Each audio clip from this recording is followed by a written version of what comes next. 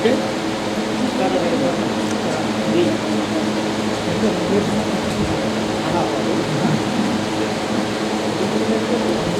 చిన్న ప్రార్థన చేసుకొని మనం వాక్య భాగంలోకి వెళ్దాం. దయచేసి అందరు కళ్ళు మూసుకొని చిన్న ప్రార్థన చేసుకుందాం. ప్రేమ, నమ్మకం, జీవము కలిగిన తండ్రి, కృపా సత్య సంపూర్ణమైన దేవ, మీకే స్తుతులు స్తుతులు స్తుతులు స్తోత్రము తండ్రి. దీనుడను అత్యల్పుడైన నా ప్రార్థన ఆలకిస్తాను ప్రభా. తండ్రి, ఈ రోజున ఈ విశ్రాంతి జన్మ రోజున ఇప్పటివరకు జరిగిన కార్యక్రమంలో పాటల ద్వారా మిమ్మల్ని మహిమపరుచుకున్నాం, కనపరుచుకున్నాం. అలాగే కీర్తన ద్వారా మిమ్మల్ని ఆరాధించుకున్నాం, మిమ్మల్ని స్తుతించుకున్నాం. అలాగే ప్రభా, ఈ సమయంలో మరి వాక్య భాగంలోకి మేము వెళుచుండగా తండ్రి, నీ వాక్యం గురించి మాట్లాడటానికి నిలబడి ఉన్నా నాకు మీరు తోడుగా ఉన్నాడు. మీ ఆత్మ ద్వారా నన్ను బలపరచండి. ఈ మాటలు కేవలం మీ మాటలను పలికించండి. అలాగే మరి ఆ మాటల్లోని భావాన్ని కూడా ఇక్కడ చేరిన ప్రతి బిడ్డ విని సత్యాన్ని గ్రహించి మీరు చెప్పే ప్రతి మాటలో ఉన్నటువంటి ఆ యొక్క అర్థాలని, గుణార్థాలని గ్రహించి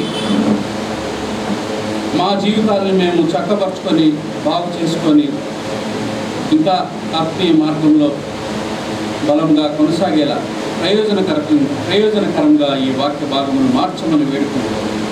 త్వరలో రానై ఉన్న యేసయ్య పరిశుద్ధ నామములో అడిగి వేడుకుంటున్నాం తండ్రి.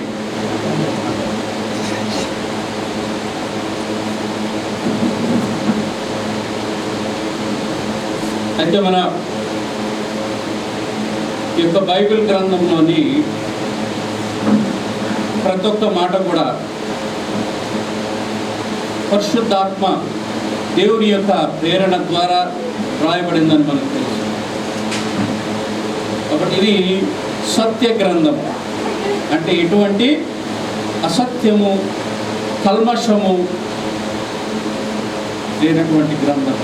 కాబట్టి ఈ గ్రంథంలోని మాటలన్నీ మన జీవితానికి ఎంతో ఉపయోగకరమని, ఆత్మీయ జీవితంగా కాకుండా ఈ లోకంలో మనం ఎలా జీవించాలో కూడా చాలా స్పష్టంగా చక్కగా బోధిస్తూ ఉంటుంది మన ఈ గ్రంథం. అయితే ఆ గ్రంథంలో నుంచి ఈరోజు మనము ఒక గొప్ప విషయము, ఎంతో ముఖ్యమైన విషయము గురించి మనం మాట్లాడుతున్నాం ఈరోజు. కాబట్టి మీరందరూ కూడా ఓపిక చేసుకొని ఆత్మలో బలం పొంది చక్కగా జాగ్రత్తగా వినాలని కోరుకుంటున్నాను. ముఖ్యమైనటువంటి ఆ వాక్య భాగం ఏమిటి అంటే, ఈ ప్రపంచంలో ఉన్న ప్రతి మనిషి యొక్క, అంటే మంచి చెడు తెలిసిన, ఊహ తెలిసిన ప్రతి మనిషి యొక్క పరమావధి ఏమిటో తెలుసా? పరమావధి అంటే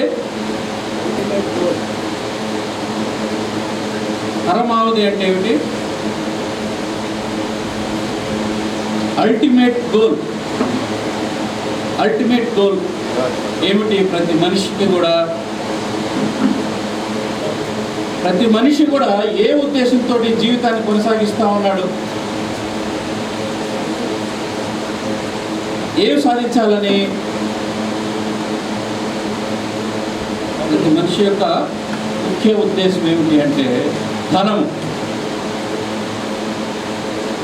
ఈ లోకంలో ప్రతి మనిషి ఏమి చేసినా కూడా దాని వెనక దాగి ఉండేటువంటి ఆ వ్యక్తి యొక్క ఉద్దేశం ఏమిటి? ధనమే. ప్రతి పని వెనుక ధనమే ఉంటుంది, అది తప్ప వేరే కారణమే ఉండదు. జాగ్రత్తగా గమనిస్తాం. ప్రతి ఉద్యోగం చేసేవాడి యొక్క ఉద్దేశం ఏమిటి? జీతము అంటే ధనము. ఆ ఉద్యోగి ఏం కోరుకుంటా ఉంటాడు? ఇంకా నా జీతం పెరగాలి, ఇంకా నా డబ్బు ఇంకా పెరగాలి. ఎందుకు అంటే అంతే, ఇంకా బాగా బ్రతకొచ్చు, ఇంకా లగ్జరీగా బ్రతకొచ్చు. ఒక వ్యాపారస్తుడి ఉద్దేశం కూడా ధనమే. ప్రతి ఒక్క వ్యక్తి, ఒక రాజకీయ నాయకుడి ఉద్దేశం కూడా ధనమే. ఈ లోకంలో తిరిగే బస్సులు, కార్లు, బైకులు, విమానాలు, షిప్పులు, ఇవన్నీ ఏం తిరుగుతున్నా కూడా దాని వెనక ఉన్న ఉద్దేశం ఏమిటి? దాని వెనక ఉండే ఉద్దేశం ఏమిటి? ధనమే. విమానాల్లో తిరుగుతారు, ఊరికే తిరగరు వాళ్ళు. దాని వెనక వాళ్ళ ఉద్దేశము ధనము. విమానము ఊరికే తిరగరు, విమానంలో ఉన్నవాళ్ళు ఊరికే తిరగరు, ఏదో పనుల మీద పోతూ ఉంటారు. దాని వెనక ఉద్దేశం ఏమిటి అంటే డబ్బు. కాబట్టి ఈ ప్రపంచము డబ్బు మధ్యలో బ్రతుకుతుంది, ధనము మధ్యలో బ్రతుకుతుంది. ఈ ప్రపంచం మన మధ్యలో ధనం లేదు, ఈ ప్రపంచం మధ్యలో ధనం లేదు, ధనము మధ్యలో ప్రపంచం ఉంది. కానీ మొదటగా ధనం అనేది ఉందా? లేదు. తర్వాత వచ్చిన ధనము ప్రపంచాన్ని ముంచెత్తింది, దాని మధ్యలో ప్రపంచం బ్రతుకుతా ఉంది. ఇది పరిస్థితి. కాబట్టి మనిషి ఏం చేసినా ధనము కోసమే చేస్తాడు, ధనము కోసమే చేస్తున్నాడు. ఇది పాయింట్. కాబట్టి నేనేం చెప్పాను అంటే ఈ ప్రపంచము, ఈ లోకము ధనము మధ్యలో బ్రతుకుతా ఉంది. యోహాను సువార్త 1 యోహాను 2:16 ఏం రాయబడింది ఒకసారి చదవండి. 1 యోహాను 2:16.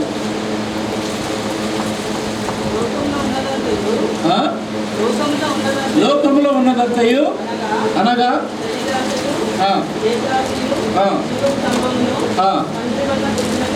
ఎవరి వల్ల? తండ్రి వలన. అంటే ఎవరిక్కడ తండ్రి అనగా ఎవరు? దేవుడు. సో దేవుడు సృష్టించిన వాటిలో శరీరాశ, లోకాశ, జీవకుడము అనేవి లేవు. మరి ఎక్కడున్నాయి? లోక సంబంధమైనవి. చాలు, అది లోక సంబంధమైనది. అంటే ధనానికి దేవుడికి సంబంధము లేదు. శరీరాశ, నేత్రాశ, జీవకుడము అంటే ఏమిటి? శరీరాశ నెరవేర్చుకోవడానికి ఏం కావాలి? ధనము కావాలి. నేత్రాశ నెరవేర్చుకోవడానికి ఏం కావాలి? జీవ కుటుంబానికి ఏది కావాలంటే ధనం కావాలి. కాబట్టి అది ఎక్కడి నుంచి పుట్టింది? లోకము నుంచి పుట్టింది. దేవుడు సృష్టించిన సృష్టిలో ధనం అనేది లేదు. ఇది దేవుడు చెబుతున్నటువంటి మాట. అయితే దానికి వ్యతిరేకంగా ఈరోజు ఏం జరుగుతుందంటే ధనము మధ్యలో ఈ ప్రపంచం బ్రతుకుతా ఉంది. అంటే ఈ ప్రపంచాన్ని ధనము అనే ఒక పొర తప్పేసి దేవునికి మనిషికి మధ్యలో ఒక పొర ఏర్పడింది, అది ధనము. ఇది లోకం గురించి మాట్లాడుతున్నాం. కానీ సంఘము అనేది ఉంది. ఏ సంఘము? క్రీస్తు సంఘము. క్రీస్తు సంఘాన్ని మనం గ్రీక్ భాషలో ఏమంటారంటే ఎక్లేషియా అంటారు. ఎక్లేషియా అంటే సభ, ఒక సభ. ఉదాహరణకి పార్లమెంట్ అనేది ఒక సభ, అసెంబ్లీ అనేది ఒక సభ. ఆ పార్లమెంట్లో కానీ అసెంబ్లీలో కానీ ఎవరు ఉంటారు? జనమందరూ పోయి ఉండరు. మరి ఎవరుంటారు? జనములో నుంచి ఎన్నుకోబడిన వారు మాత్రమే ఆ సభలో ఉంటారు. కాబట్టి వారు ఎవరు? సామాన్య ప్రజలలో నుండి ఉన్నతమైన ప్రజలుగా, ఉన్నతమైన జనాంగముగా విడదీయబడి ఒక స్పెషల్ జనాంగంగా ఉన్నవాళ్ళు, అది సభలు. అలాగే ఇక్కడ ఎక్లేషియా అంటే ఏంటి అంటే క్రీస్తు సంఘము. క్రీస్తు సంఘం అంటే ఏమిటి అంటే, ఈ లోకం ఉంది కదా, ఈ లోకములో నుండి ప్రత్యేకించబడిన వారు, దాన్నే సంఘము అంటాం. ఈ లోకం నుండి ప్రత్యేకించబడినది సంఘము. అనగా ఈ యొక్క సార్వత్రిక సంఘములో ఎవరైతే ఉంటారో వారందరూ కూడా సంఘస్థులే, క్రీస్తు సంఘస్థులు. కాబట్టి క్రీస్తు సంఘములో ఉన్న మనం అందరం కూడా ఈ లోకములో నుంచి మనము ప్రత్యేకించబడిన వారము, విభజించబడిన వారము, విభాగించబడిన వారము, ఉన్నతముగా ఉంచబడిన వారు. అంటే ఈ లోకముతోటి మనకి సంబంధం అనేది ఉండకూడదు. ఇది ఒక ప్రత్యేకమైన జనాంగం, ప్రత్యేకమైనటువంటి ఒక మన రాజ్యాంగం అనే లాంటి బైబిల్ గ్రంథం మనకు ఉంది. బైబిల్లో ఏం చెప్పబడిందో అది మాత్రమే ఇక్కడ మనం ఆచరించబద్దులై ఉన్నాం. కాబట్టి పాయింట్కి వస్తే, శరీరాశ, నేత్రాశ, జీవపడంబము అనేవి ఎక్కడి నుంచి పుట్టినాయి? లోకంలో నుంచి పుట్టినాయి. దేవుడు సృష్టించిన సృష్టిలో ధనం అనేది లేదు, కానీ లోకంలో ధనం ఉంది. కాబట్టి మనం ఈ లోకంలో ఉన్నామా, దేవుని వారమై ఉన్నామా? దేవుని వారమై ఉన్నాం. కాబట్టి మనము ఆ బేసిక్, ఆ ఫండమెంటల్స్, అంటే దేవుడు ఏ ఉద్దేశంతో సృష్టించాడో ఆ ధనము లేనటువంటి ప్రపంచము మనది. కాబట్టి లోకంలో ఏమో ధనం ఉంది, సంఘంలో ధనం అనేది లేదు. సంఘంలో ధనానికి స్థానము లేదు. అంటే ఏమిటి? సంఘంలో శరీరాశ, నేత్రాశ, జీవపడంబానికి స్థానము లేదు. అంటే ఈ యొక్క సంఘంలో సాతాను క్రియలకు సంబంధము లేదు. మరి సంఘంలో ఏముంది? కేవలము దేవుని పట్ల విశ్వాసము మాత్రమే ఉంది. సంఘంలో ఎవరుంటారు? విశ్వాసులు మాత్రమే. కాబట్టి మనము లోకంలో విశ్వాసం లేదు, సంఘంలో విశ్వాసం ఉంది. కాబట్టి ఎవరైతే సంఘంలోకి వస్తారో వారు విశ్వాసులై మాత్రమే ఉండాలి. ఎవరికి విశ్వాసులు? క్రీస్తుకు విశ్వాసులు, దేవునికి విశ్వాసులు. అంటే విశ్వాసం అంటే ఏమిటి? తూచా తప్పకుండా దేవుడు ఏం చెప్తే అది చేయటం విశ్వాసము, దేవుడు చెప్పింది నమ్మటం విశ్వాసము, దేవుడు చెప్పినట్లు నడవటం విశ్వాసము. కాబట్టి ఇంత వైరుధ్యం ఉంది ఆ రెండింటి. ప్రభు ఒక మాట చెప్తా, పేదరాజుల తర్వాత గురించి చెప్పినప్పుడు ప్రభు ఒక మాట మనకి స్పష్టత ఇచ్చాడు. ఒక పక్కన నరకం ఉంది, ఒక పక్కన పరదైసు ఉంది. పరదైసులో ఎవరున్నారు? రక్షించబడిన పరిశుద్ధులు ఉన్నారు. నరకంలో ఎవరున్నారు? నశించబడిన వారు ఉన్నారు. రక్షణ లేకుండా జీవించి తర్వాత నశించబడిన వారు ఉన్నారు. వాళ్ళిద్దరికి మధ్యలో ఏముంది? వాళ్ళిద్దరి మధ్యలో? బైబిల్ చదువుకున్నాడు కదా మనందరం. మధ్యలో చెప్తా ఉంటే ఎక్కడ చిన్న ఉంటుంది చెప్పేవాళ్ళకి. వాళ్ళిద్దరి మధ్యలో ఏముంది? పెద్ద అగాధం. అంటే అక్కడ వాళ్ళు ఇక్కడికి రాలేరు, ఇక్కడ వారు అక్కడికి పోలేరు. అదే లోకానికి సంఘానికి ఉన్నటువంటి వ్యత్యాసము. లోకానికి సంఘానికి మధ్యలో ఒక పెద్ద లోయ ఉంది. కాబట్టి నువ్వు అక్కడి నుంచి ఇక్కడికి పోకూడదు, ఇక్కడ నుంచి అక్కడికి పోకూడదు. అది నశించబడినది, ఇది రక్షించబడినది. ఆ విధంగా ధనానికి విశ్వాసానికి అంత తేడా ఉంది. అర్థమైందా పాయింట్? ఇప్పుడు మనము ఎందుకు ఏ ఉద్దేశంతో మీకు ఇవన్నీ చెప్పాను ప్రభు మాటల ద్వారా మనం ఒకసారి చూద్దాం. లూకా సువార్త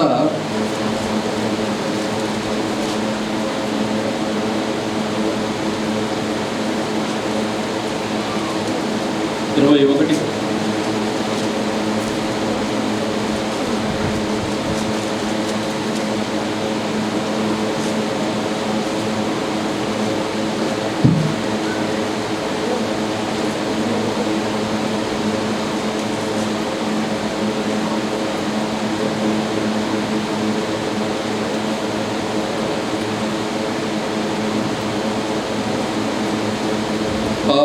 దానికంటే మార్కులో బాగుంటుంది. మార్కులో వచ్చింది.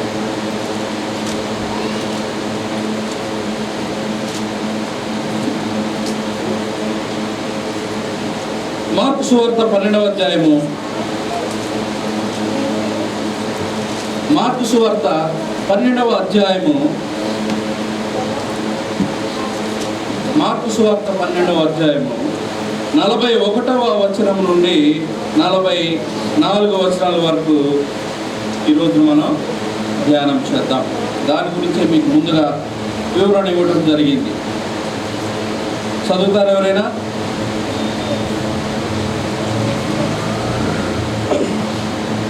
ఆయన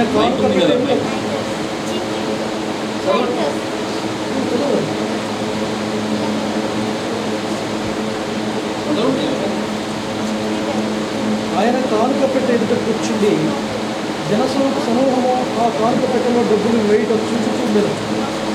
ధనవంతురాలైన వారు అనేకులు అందులో విశేషముగా సొమ్ము వేయుచున్నది. చూస్తూ ఉండాలి అందరూ. మిగతా విధవరాలు వచ్చి 2 కాసులు వేయగా ఆయన తన శిష్యులను పిలిచి, కానుక పెట్టెలో డబ్బులు వేసిన వారందరికంటే ఈ మీద విధవరాలు ఎక్కువ వేసినని మీతో నిశ్చయముగా చెబుతున్నాను. వారందరూ తమకు కలిగిన సమృద్ధిలో నుండి వేసిరి కానీ ఈమె తమ లేమిలో నుండి తమకు కలిగినదంతయు అనగా తన జీవమంతయు వేసినని చెప్పెను. చాలు. కాబట్టి ప్రభు ఏం చెప్పినా దానిలో ఎంతో గుడార్థం ఉంటుంది. సో ఇక్కడ మనం ఒకసారి చూసుకుంటే ప్రభు తన చివరి దినాలలో చివరి వారంలో ఆయన ఏం చేశాడంటే ఎక్కువ దేవాలయంలోనే గడిపాడు. చివరి వారం, దాన్ని పరిశుద్ధ వారం అని కూడా అంటారు. అక్కడ ఆయన బోధిస్తూ అక్కడే గడిపాడు చివరి వారంలో. అయితే అలా ఆ రోజుల్లో ఒకరోజు ఏం జరిగిందంటే, మనకు తెలుసు దేవాలయం అంటే స్ట్రక్చర్ ఎట్లా ఉంటుందో. దేవాలయంకి భక్తులు వస్తారు. భక్తులు వచ్చినప్పుడు భక్తులు ఏం చేస్తారు? వారి కానుకలను అక్కడ ఉండేటువంటి కుండీల్లో వేస్తూ ఉంటారు. అది సహజం. ఎందుకని?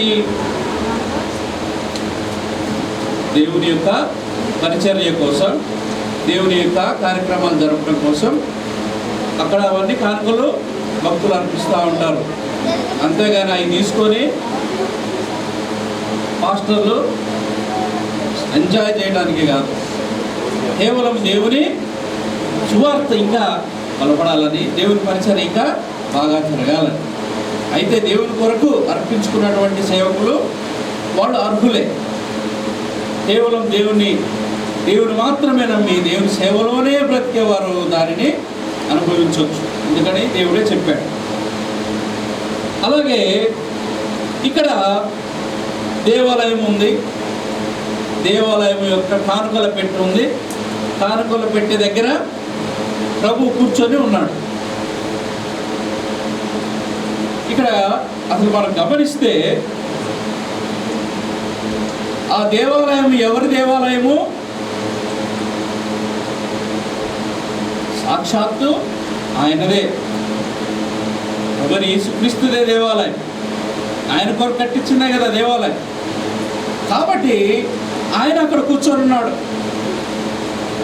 అక్కడ జరుగుతున్నదంతా ఆయన సేవ. కాబట్టి ఆయన సేవ కోసము కానుకలు అర్పిస్తూ ఉన్నారు. ఎవరికైతే కానుకలు అర్పిస్తున్నారో సాక్షాత్తు ఆయనే అక్కడ కూర్చొని గమనిస్తూ ఉన్నాడు. చూడండి వాళ్ళంత ధన్యులో అక్కడ ఉన్నవాడు. కాబట్టి అలా ప్రభువు చూస్తూ ఉన్నాడు. జరిగిన ఇతివృత్తం మనం ముందు తెలుసుకుందాం. ప్రభు అక్కడ కూర్చొని చూస్తూ ఉంటే చాలామంది ధనవంతులు వస్తున్నారు. చాలా ధనాన్ని అక్కడ కానుకల పెట్టెలో వేసి వెళ్తూ ఉన్నారు. మంచి ధనవంతులు, మంచి వ్యాపారవేత్తలు వస్తున్నారు. కావాల్సినంత ధనాన్ని అందులో వేసి వెళ్తున్నారు. అందుకే ఇక్కడ ఏమన్నాడు? జనసమూహం ఆ కానుక పెట్టు డబ్బు వేయుటో చూచుచుండెను. ధనవంతులైన వారు అనేకులు అందులో విశేషముగా సొమ్ము వేయుచుండిరి. విశేషముగా అంటే, విశేషము అంటే ఏమిటి? మనకి కొన్ని తెలుగు పదాలు మనకు తెలియాలి. విశేషం అంటే ఏమిటి?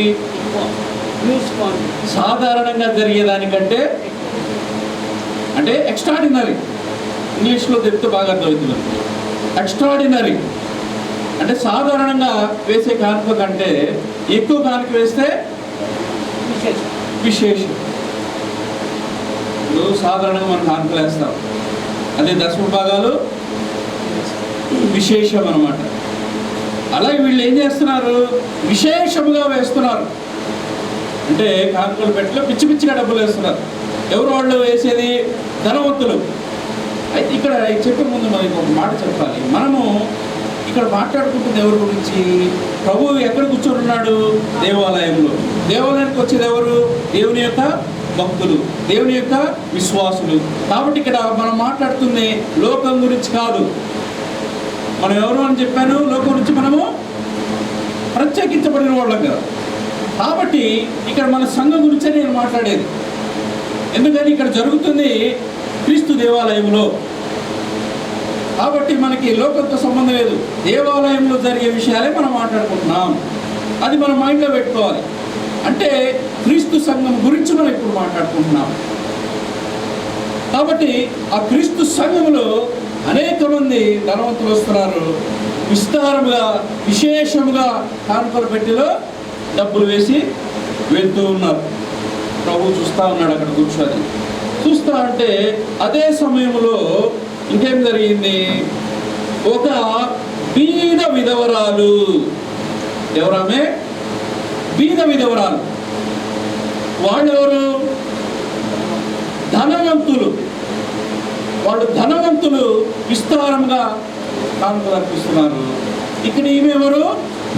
బీద విధవరాలు. ఇక్కడ చూడండి, రెండు క్వాలిటీస్ ఉన్నాయి. కానీ క్వాలిటీ మీన్ రెండు విశేషణాలు ఉన్నాయి. ఒకటి బీద స్త్రీ, ఒకటి బీద స్త్రీ. రెండవది విధవరాలు.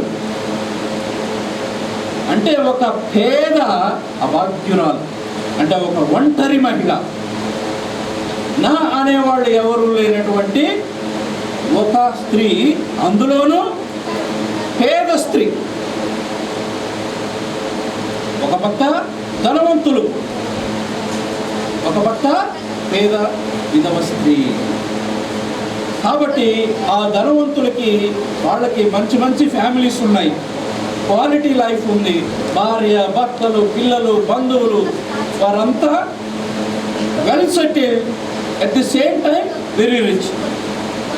ఈమెకి ఎవరు లేరు, ఒంటరి స్త్రీ, అభాగ్యురాలు, పేద స్త్రీ. ఇది మనం మైండ్లో ఉంచుకోవాలి. ఆమె ఏమి చేసింది? దేవాలయం, ఆమె కూడా దేవాలయానికి వచ్చింది. ఆమె ఏం చేసినప్పుడు ఒక బీద విధవరాలు వచ్చి 2 కాసులు వేసింది.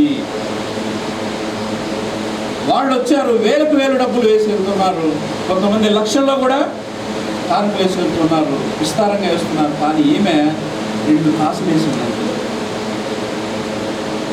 2 కాసులు వేసింది. ప్రభు ఏం చెప్తున్నారు చూడండి.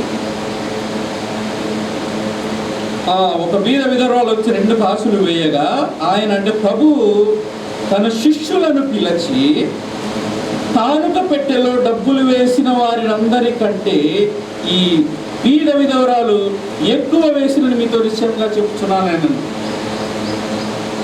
గమనించండి.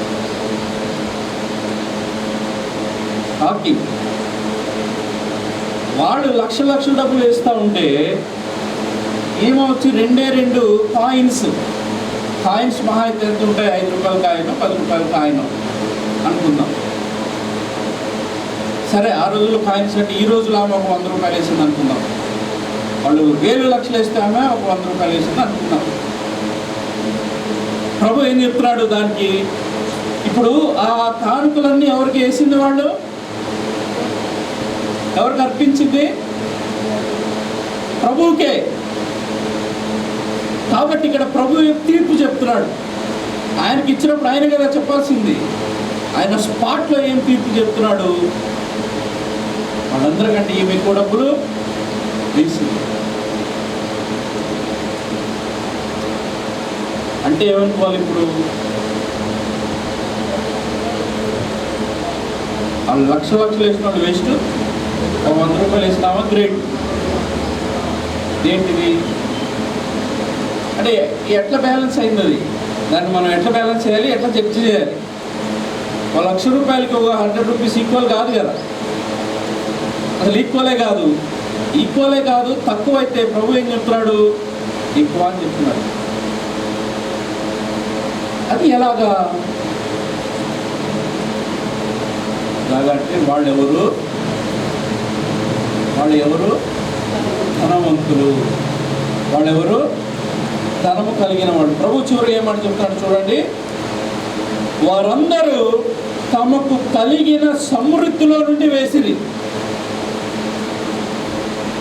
ఈమె తన లేమిలో తనకు కలిగినది అంతయు, అనగా తన జీవనం అంతయు వేసెను. అది తేడా, అక్కడ ఇక్కడ తేడా. కాబట్టి వాళ్ళు ధనవంతులు, ఈమె ధనవంతురాలు కాదు. అంటే మనం ముందు ఏం చెప్పుకున్నాము? ధనం ఎక్కడుంది? లోకంలో ఉంది. మరి దేవుని దగ్గర ఏముంది? విశ్వాసం మాత్రమే ఉంది. దేవుని దగ్గర డబ్బు లేదు. దేవుడు సృష్టించినప్పుడు ఏం సృష్టించాడని చెప్పాము? ఈ ప్రకృతిని సృష్టించాడు, కానీ ధనాన్ని దేవుడు సృష్టించలా. అంటే దేవుని సృష్టిలో ధనము లేదు, మరి మనిషి సృష్టిలో ధనం ఉంది. కాబట్టి ధనానికి విశ్వాసానికి సంబంధము లేదు. కాబట్టి మనిషి ధనము వెంటబడుతున్నాడు కదా, దాని కొరకు పరుగు పెడతా ఉంటాడు. ఏం చేసినా డబ్బే వస్తుంది, ఏం చేసినా ఎంత డబ్బు వస్తుంది, ఇదే గొడవ. అంటే ప్రభు ఇంకొక సందర్భంలో ఏమంటున్నాడు? మత్తయి సువార్త 6వ అధ్యాయంలో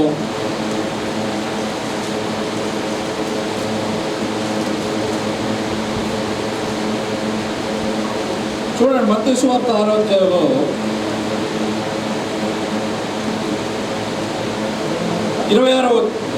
6వ అధ్యాయం 26వ వచనము, 6:26 ఏమంటున్నాడు చదవండి. ఆకాశ పక్షులను చూడుడి, అవి విత్తవు, కోయవు, కొట్లలో కూర్చుకునవు, అయినను పరలోకపు తండ్రి పోషించున్నాడు. శ్రేష్ఠులు కాదా? తర్వాత 28, వస్త్రాల గురించి ఎందుకు చింతిస్తారు?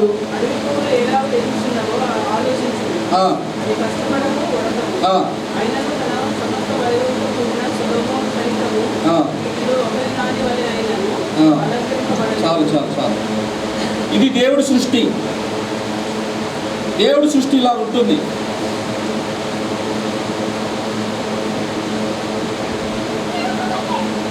దేవుడు ప్రకృతిని సృష్టించాడు, డబ్బుని సృష్టించలేదు. కానీ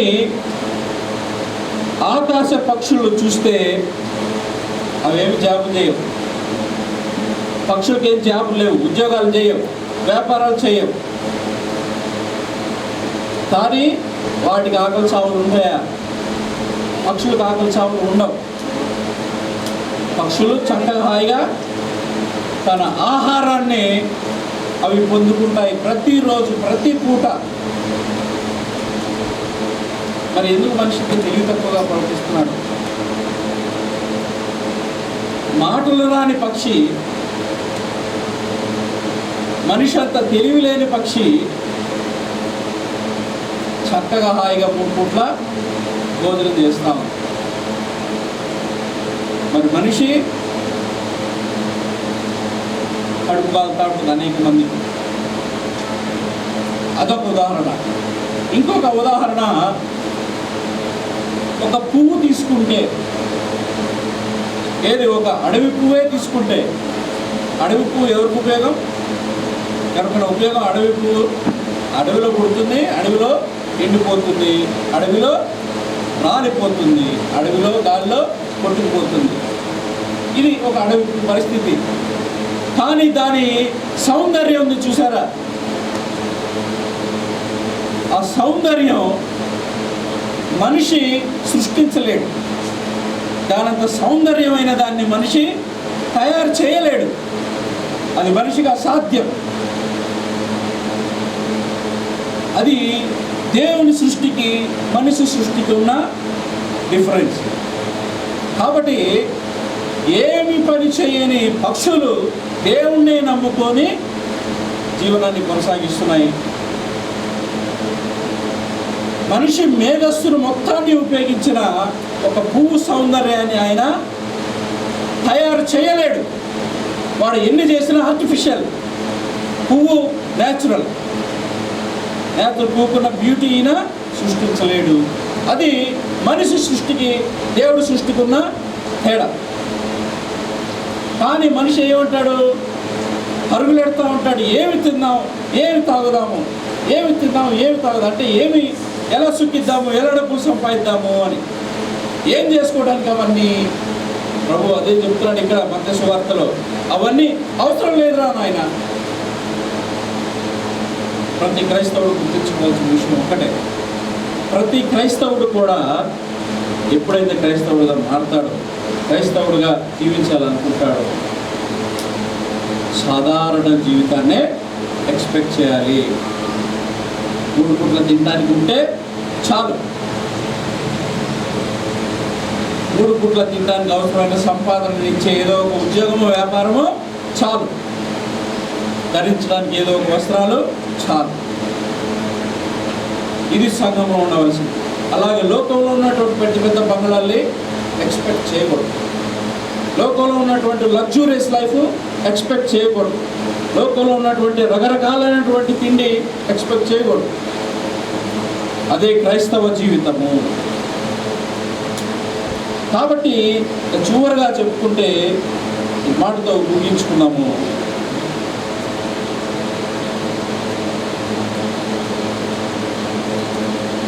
చివరి ప్రభు ఏం చెప్పాడు? వారందరూ 44వ వచనము, వారందరూ తమకు కలిగిన సమృద్ధిలో నుండి వేసిరి, కానీ ఈమె తన లేమిలో తనకు కలిగినదంతయు అనగా తన జీవనమంతయు వేసినని చెప్పాను. కాబట్టి ప్రభు ఈమె గొప్పగా చెప్పాడు కానీ వారిని గొప్పగా చెప్పలేదు. కాబట్టి చివరికి మనం తెలుసుకోవాల్సింది ఏమిటి అంటే, ధనము ముఖ్యము కాదు. ధనము లోకములో ఉంది, దాని వెనక నువ్వు వెంటబడితే అది నీకు దొరకదు. ఎందుకని? అది నీకంటే శక్తివంతమైనది, అది నీకంటే అతీతమైనది. కాబట్టి నువ్వు దాన్ని అందుకోలేవు, దాన్ని నువ్వు చేరుకోలేవు. దాని వెనక పడిపోతూ ఉంటే అది ఒక రోజున ఎక్కడ తీసుకెళ్తుంది? నరకంలో తీసుకెళ్తుంది.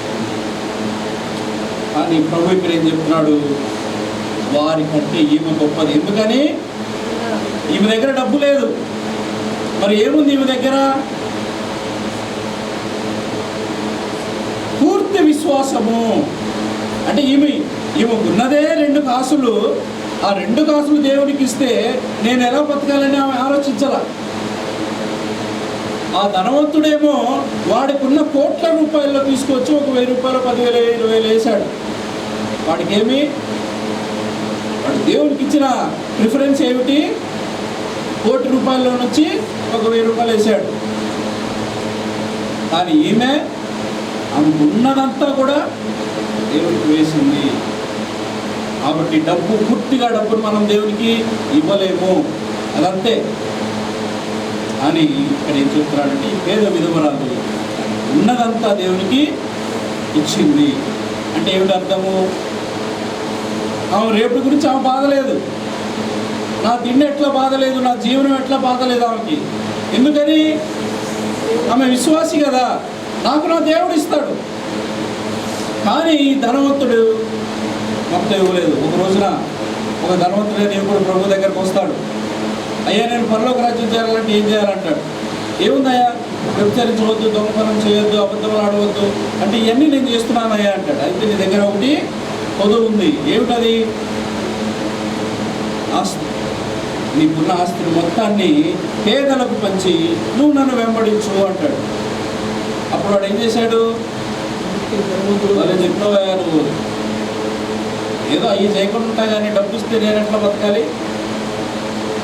డబ్బు మాత్రం నేను ఇయ్యను అని వెళ్ళిపోయాడు. అంటే వాడు ఏం కోల్పోయాడు? నిత్యరాజ్యాన్ని కోల్పోయాడు. వాడు ఏం చూసుకున్నాడు? డబ్బును చూసుకున్నాడు.